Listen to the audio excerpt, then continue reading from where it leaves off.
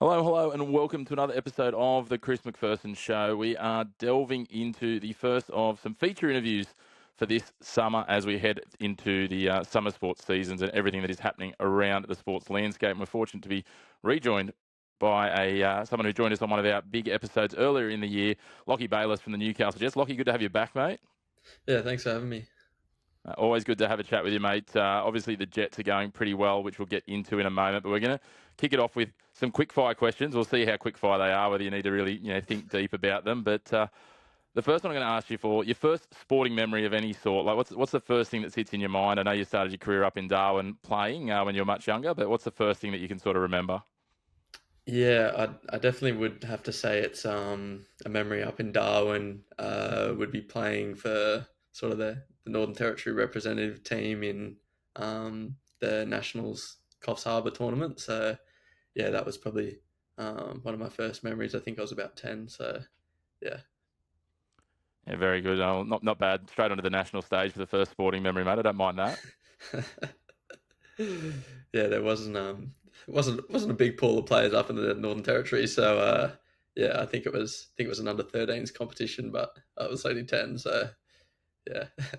It's just playing up, mate, testing yourself against the big boys as you continue to do. So we'll move on a little bit from sport. Let's go travel. And, mate, you're a guy who's moved around a little bit, obviously having lived in Darwin as well. You've got some Kiwi heritage.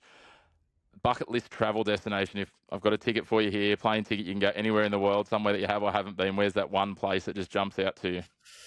Oh, I think for a holiday destination, I really want to go to Greece. I think that's probably my sort of number one. It just looks so beautiful, but um, yeah, I've always wanted to go to Manchester to see Manchester United play. That's probably number two.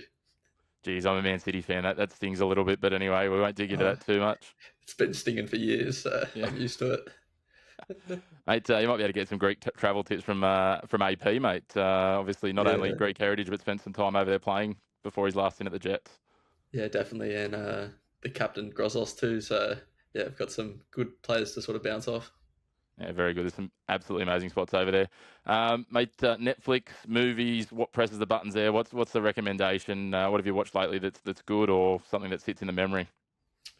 Oh, honestly, I haven't found anything too good lately, but the one that sits in the memory is Breaking Bad. I think that's my number one TV show of all time. I tell you what, if you like those sort of off the rails, wrong side. If you haven't seen Animal Kingdom, and there's another Yeah, one I've that's out seen at it. the moment, Mobland, that's got Pierce Brosnan in Yeah, it. It's probably got me going on Netflix, and yeah, it ties into that space, I reckon. yeah, I'd seen both of those and yeah, thoroughly enjoyed it. So yeah, I think that was on Paramount too. So they're coming out with a few good stuff. Certainly are, mate. That's a nice little plug into the coverage of the A Leagues too. Get your A League subscription, get a bit of that as well, a bit of Mobland.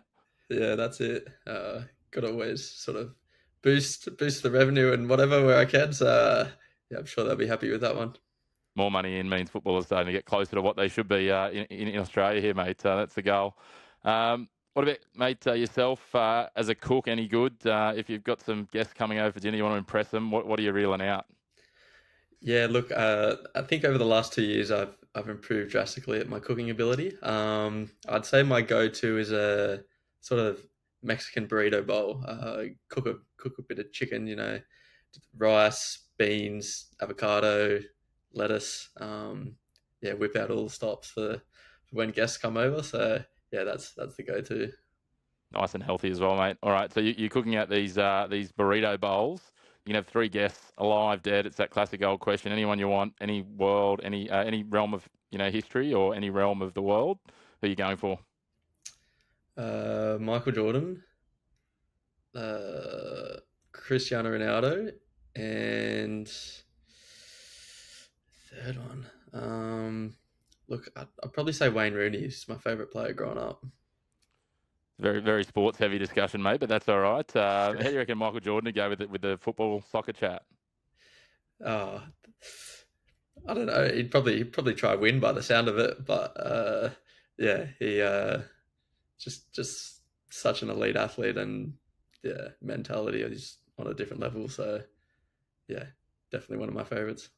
Yeah, those competitive instincts, I think they transfer across everything sport and beyond, right? So Mate, you get given the DJ gig in the locker room. I'm not sure who's the resident DJ at the Jets, but you got the control of the playlist leading into round one against the Mariners. What are the tunes that are going on? Oh, I'd have to say I'm a bit of a Rufus the Soul fan, so probably some of their songs. But yeah, it'd be hard to take it off Eli and Rosie. They're sort of the number one and two guys who love to take control of the music side of things. So yeah, they have some decent tunes as well.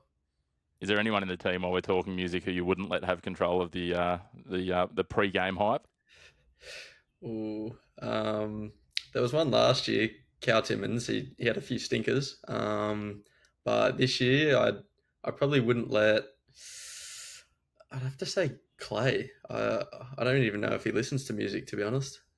Yeah, right. Okay, there you go. Doesn't know music, just the sounds of silence. Yeah. Any hidden talents, like and it doesn't have to be anything major. What's something that you're really good at outside of obviously the realm of football? I mean, there's probably a lot of things I think I'm really good at, but actually not. So, That's all right. yeah. We'll just say that it's the case, mate. You can make your own story here. Um, uh, look, I'd honestly say my cooking skills at the moment. Yeah, look, they're probably not that good, but I think they're great. So that's all that matters. That is all that matters, mate. As long as you've taken leaps. You had to move away from home, all those things. So that's the main thing. Progress, right? Yeah. Any game day rituals, mate? Oh, not really. I just sort of like to always go for a walk and maybe a swim. Just try to distract myself and then have a nap and hopefully it's game time. So yeah, honestly, not too much game day. No, lovely. And last one, mate. Has there been a career pinch me moment? Like, when did you realise that you've made it and you're fully fledged now as a professional footballer, or has it not quite come yet? Yeah, I mean, it still doesn't really feel like I'm a professional footballer, but I'd have to say the sort of pinch me moment was at the Olympics. Versing guys like Ryan Cherky and Due and Mateta and all that. That was um, something that I sort of still can't believe to this day. But I'd have to say that. In terms of that too, before we wrap the quick fire questions, obviously, having represented New Zealand at that underage and going to the Olympics, I'm assuming that next career goal in terms of that will be to, eventually try and make your way into the national team over the coming years and potentially look at, with the expanded World Cups, maybe like a 2030 World Cup at your age? Yeah, I definitely think so. Yeah, I would love to represent them nationally, and you got to aim high. So obviously the World Cup's next year, and um, it'd be great to be a part of that. But yeah, we'll have to just keep my head down and see how this season goes. Well, the good news is you've still got plenty of years in the legs, mate. So there's a few World Cups in the career span, hopefully for you. Yeah, exactly right. Well, let's start talking about the Jets and the preseason. Mate, Mark Milligan coming in as a new manager. How have you found the time now under Millsy? He's obviously well and truly at the helm with the Australia Cup run and all the preseason games you're going through. Yeah, I mean he's been great. He's obviously got so much experience and well, especially as a player and particularly in my position as well, he's someone that I really listen to and sort of learn a lot off because of what he's done as a player and who he's had as a coach as well, which he's really translated and um, done a great job so far, and I'm really enjoying playing under him. In terms of some of those new players coming into the squad, I'm assuming someone like a Joe Shaughnessy's obviously made an impact, even a James Delianov as well. We've seen him in action in the Australia Cup. How is the change in the guard? There was quite a number of players who departed at the end of last season, and a handful already coming in. How have you found, the new appearances and the new names settling into the squad? Yeah, they've been great both on and off the field. It's always important to mesh with the new boys, and I can't say a bad word about any of them. It's been a great transition, especially after like you said, a number of losses last year, but they've all settled in well, and I think they're enjoying life in Newcastle. I know a lot of the boys used to say when Roy O'Donovan first turned up with his Irish accent, it was a little bit tough. Maybe subtitles required. How's it go with Joe? Yeah, look, I've had a few sentences where I just looked at him and I had no idea what he was saying, but yeah, I think Cotter finds it the most difficult to understand him. Yeah, I was going to say you might need an interpreter into the interpreters back and forth between those two. Although I'm assuming now that Cotter's spent a bit of time around, he's getting better with the boys. With from a few things I've seen and hearing, it sounds like he's starting to really gel in not just his energy and everything else, but his English is starting to get to a more standard level. Yeah, no, his English is great. He does English lessons every day after training, and yeah, it's honestly come so far from where he started. But yeah, it was also very good for when he first came here as well. So yeah, it's very impressive to be able to speak the two different languages, and yeah. Yeah, certainly can imagine. Not easy, but that I guess shows the commitment too. And we've seen how much it means to him in some of those key wins last year. He was you would have thought he was born and bred here in Newcastle. What those wins had meant to him. Yeah, 100%. I mean, he just loves it. He really represents the badge well, and yeah, brings so much energy, which lifts everyone else up, which is so key to how we've done this preseason, and yeah, off the back of last year as well. In terms of the preseason, something I've noted is that, obviously we've had the Australia Cup run, which has meant plenty of football, but it looks like Mark Milligan and the coaching staff have really prioritised getting games under the belt. You've played, I think, half a dozen trials already. You've got a game coming up in a few days against the Northern New South Wales All-Stars from the NPL competition at the end of their season, so they're all fit and firing and ready to go, and then the Cup final. How have you found that? I mean, I know you haven't played in all of those games, but footballers generally want to play football, so I'm assuming that's been well received by the squad.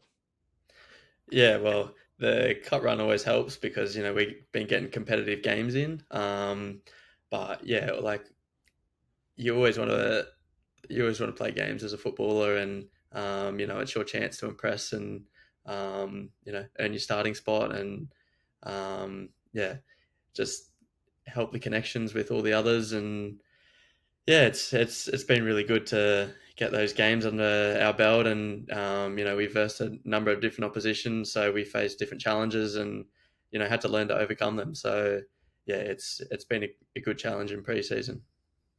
Yeah, loving that. In terms of obviously, a lot of fans in Newcastle always talk about, some of these names in the Northern New South Wales NPL, and there's a lot of former A-League players in there, former Jets and others.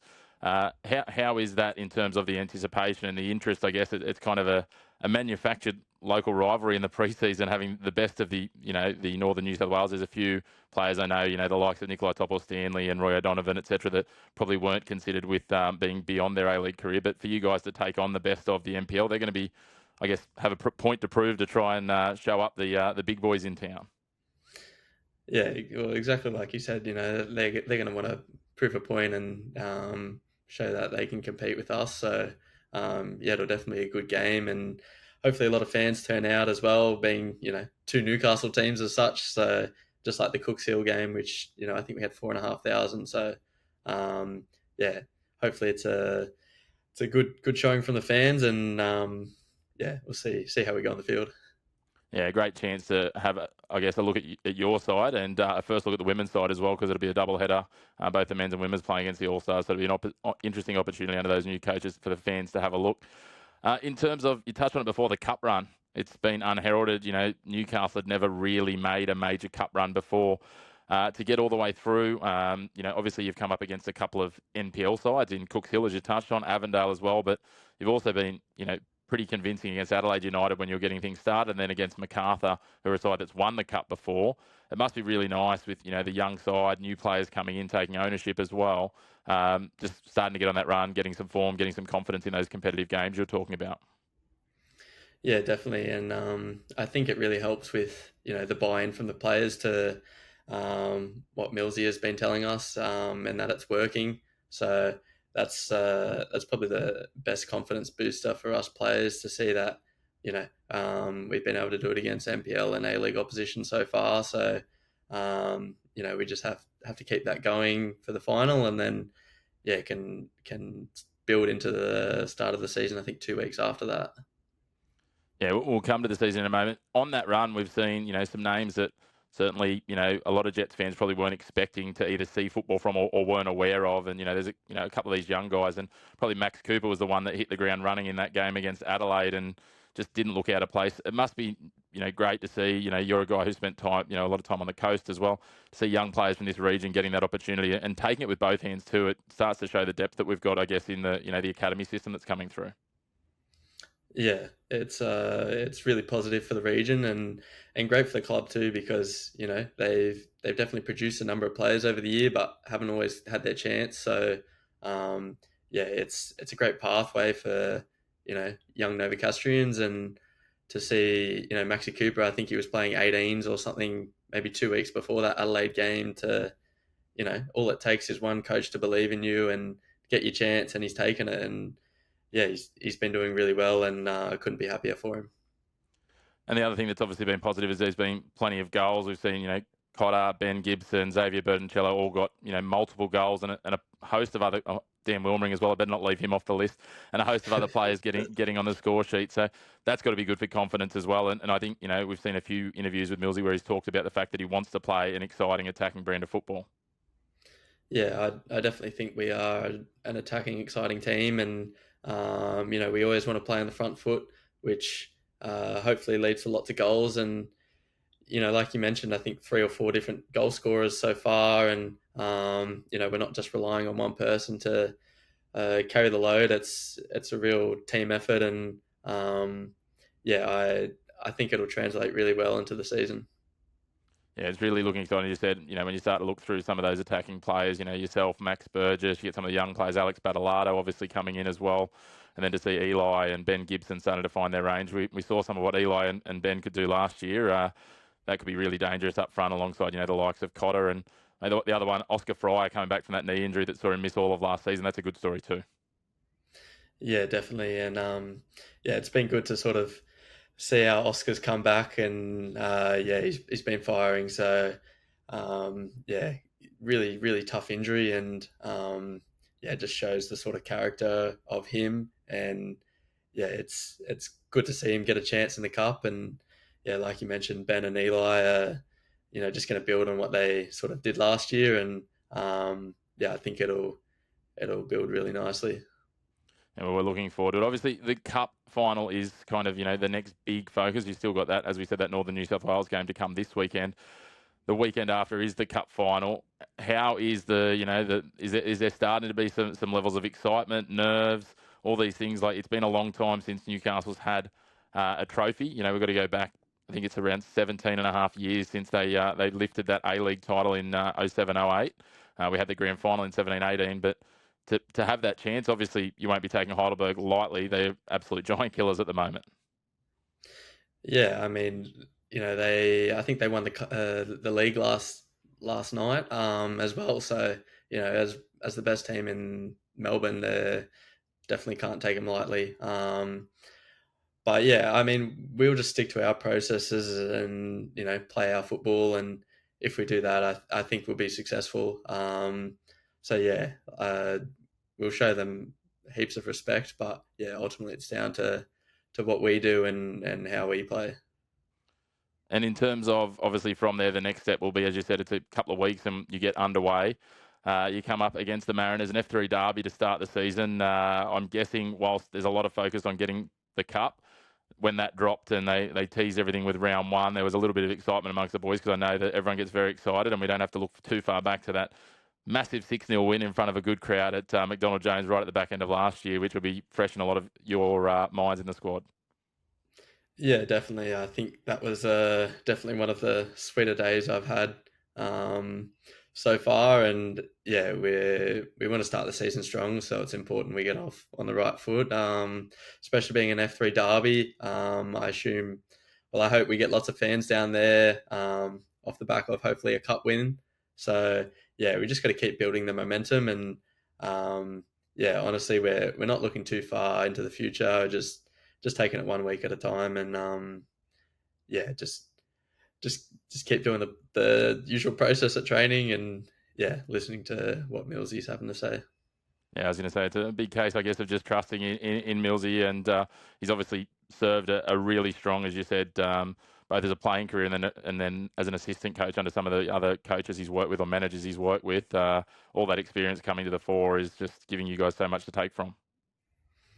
Yeah, definitely, and I think he's taken a lot from the his playing days, and yeah, the coaches he's sort of worked under, like Ange and some of those names which are doing so well in the Premier League, and yeah, he's taken his processes and implemented them straight away, and like I mentioned before, it's created buyback from the players, and the results in the cup have certainly helped that. So yeah, I'm really excited for the season, and yeah, to see how far we can go.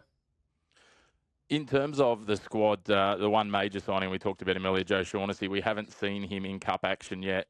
Do you think? And again, play this as you will. Do you think we'll see Joe in the near future, or do you think it's more likely to be sort of a round one and building in? How's he tracking at the moment? Yeah, he's tracking really well. I think ultimately it's just up to getting him used to the conditions. It's definitely a lot warmer over here than what he's used to, and yeah, just the intensity of A League football is obviously a lot different from where he's played before. So yeah, ultimately Millsy will play him when he feels the time's right. But yeah, Joe's been building really well, and yeah, he's a great lad to have around the boys. Excellent, mate. We've got one last thing to have a bit of fun with, but before that, who's the one or two names that you think for Jet stars, keep an eye out as breakout stars this year? We've seen, over the last couple of years, the likes of yourself, Clayton Taylor, these sorts of guys really take that next leap and make themselves, key impact players or, fixtures in the first 11. Whether it's someone who you think might take that leap and become a first 11 player or someone who's going to really inject something off the bench across the season, who are some names to watch, whether they're guys we've seen in the Cup or not so far? Yeah, well, hard to pick a few names. But yeah, like I mentioned, I think you have to look at Maxi Cooper as someone who's definitely taken his chance and yeah, has been providing the goods. So yeah, hopefully you can keep that up and stay injury free. And I think you'll have a big year. But yeah, some other names, Dobbo, Berncello, Fryer. I think they'll have great years. Well, it sounds like there's a cast of them, which is exciting for Jets fans, and it's going to certainly keep everyone in the starting 11. I guess Len's already right on your toes, which is always good because the pressure on builds performance. Before I let you go, mate, we were talking about it off air just before, a couple of days before we've recorded this. The FC26 player ratings have dropped. How much is this actually talked about inside the dressing room when they first drop? Yeah, I think there's always a few laughs, and yeah, it's definitely something that's talked about, and yeah, it's funny seeing different boys' positions and sort of you know where you have a stat better than someone else's, you can give them a bit of shit. So uh, yeah, it's funny, but yeah, how they get those ratings, you never know. So yeah. Yeah, I'm wondering how much science, but mate, you got given a 62 overall. You're in the upper end of the bronze. We talked about it before. You'd like to work towards silver, but reasonably happy with that at the moment. Yeah, look, I'll take my bronze. I think I might have been a 58 or maybe lower last year. So, hopefully another four ratings improvement this year to get me to a silver. But yeah, no, the card looks good. The card does look good. We talked about it before. We won't name any names, but a couple of people have been done very dirty by some of their photos, whether it's a inability to smile or a poor haircut. Yeah, there's some rough ones. Yeah, definitely. I think you always get that with a group of boys, but yeah, Ben Gibson needs a photo update. Mate, lastly on those, is there any talk, like the one that you can really measure on this is obviously pace. Is there any talk, like, you've got a few of the boys in the 80s. We look at Lockie Rose, Tom Aquilina, so Lockie's 82, Tom Aquilina 83, Burgess is 81. Is there, any talk of these boys needing to challenge each other to a foot race to prove who's actually the quickest? Yeah, look, I think Burgess will take that pace rating and run. I don't think you want to compete for that at all, but yeah, the boys who have been done a bit harder, I think they definitely like to give the boys with the higher pace a bit of a run for their money. So yeah, it's a funny conversation to observe. Well, mate, I think they've done you short on your shooting at 56. I'll let you decide whether the pace at 74 though is generous or not.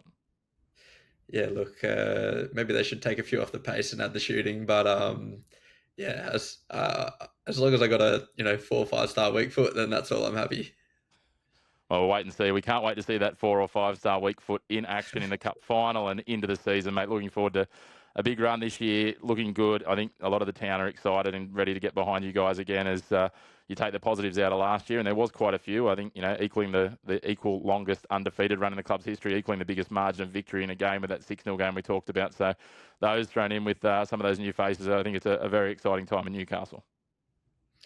Yeah, definitely, and yeah, we just look to get lots of support this season, and that'll ultimately help us play better and push us to go further. And hopefully with the results that more fans will come out and keep supporting us. But yeah, it's going to be a great season, and yeah, we're all really looking forward to it. Well, hopefully a big crowd. First home game, Friday Night Lights, round 2, 24th of October, against the runner-up from last year, Melbourne Victory. But as always, mate, a big thank you for your time. You've gone above and beyond as you do, and you're more than willing with your time. So thank you. Good luck for the season and look forward to seeing you around the traps. No worry. Thank you very much, Chris.